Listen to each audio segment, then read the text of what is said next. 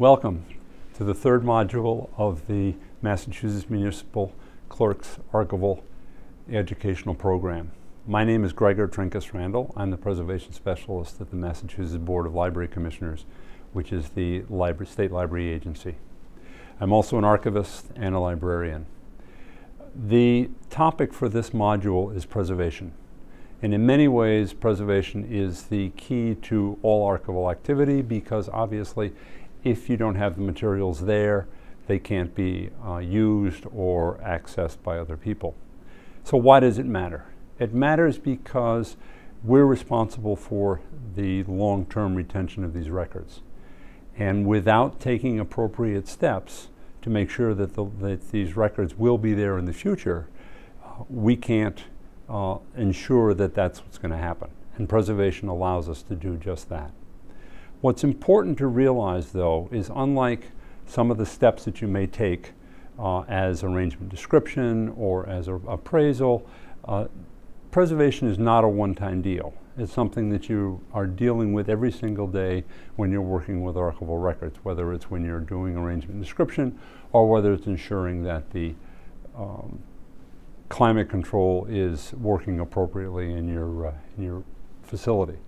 So what I want to talk a little bit about today is some of the components that are in this module and what is involved in a preservation program. Preservation, as a general term, is essentially like an umbrella. The traveler's umbrella, for those who remember it, includes a whole series of other activities underneath it. This will include climate control, your holdings maintenance, proper storage and housing of the records, disaster preparedness and planning, integrated pest management, reformatting, proper handling procedures, among others. These are the major components that we would consider in a preservation program. Now, what are the components of this module? We are going to look at a series of sections that tell you why it matters and what are in depth some more description of what is there in each of those that I just mentioned.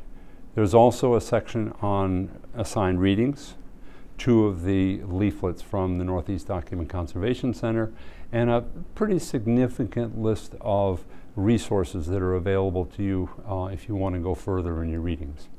There's also a vendors list. What's important to note about the vendors list is that we are not actually endorsing any of these, except that these are ones that are well known in the field.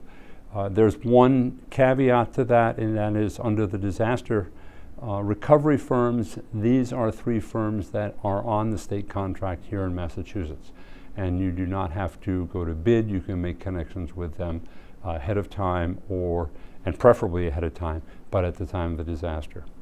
There's also a quiz following up on what we've done already as preservation activities during the course of the readings in the module to start with. There's a simulation dealing with the clerk in Chiltern Hills and a number of questions and decision points that you have to then answer and address after that. Finally, there's an assignment. This assignment is separate. It is a preservation self-assessment of the building and the records that it houses, along with a whole series of questions. And this is followed by a written assignment and discussion that's based on what you have learned in the course of the self-assessment.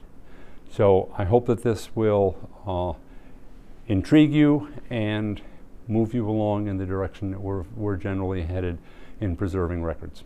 Thank you, and have a good time.